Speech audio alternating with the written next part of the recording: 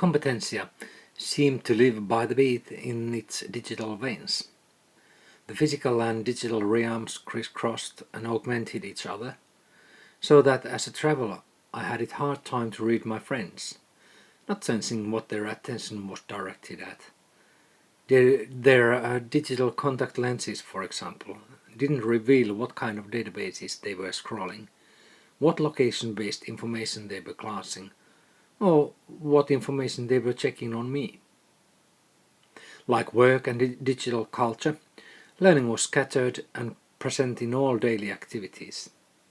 Education in Competencia was more a lifelong personal process to find one's place and strengths in the society, rather than an organizational project set by the authorities. They said there that Edcmoocs opened way for the change. In the beginning, they were seen as decentralizing the education so that the learning environment, objectives and communications was spread all around, away from the organization's learning platform or teachers' direct guidance. Nowadays, they said that learning was finally focused in the right way, around the learner and his or her networks. A striking example of this was when I was sitting in a cafe with a mate. A LED was lit on his calf as a signal that he was immersed in augmented reality, having a conversation with an avatar visible only to him.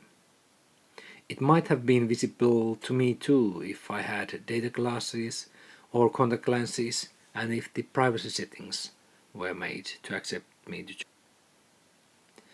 All this, taken in on 1.5-year-long journey, was too much for me.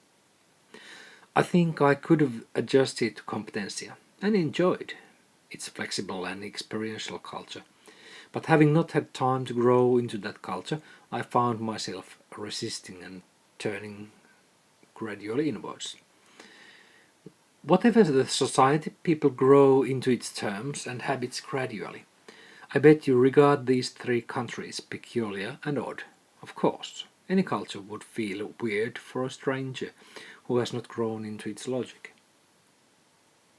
I know utopia exists.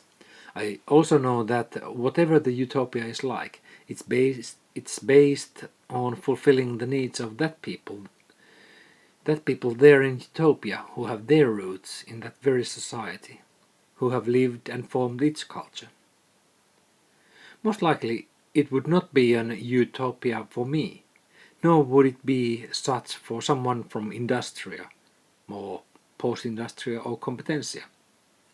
They are not successive forms of a society as such, but coexisting, developing partly in similar, partly in different directions.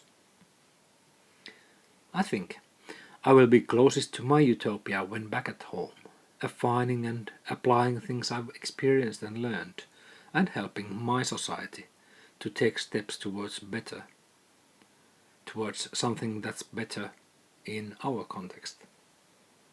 Made with Doodlecast Pro.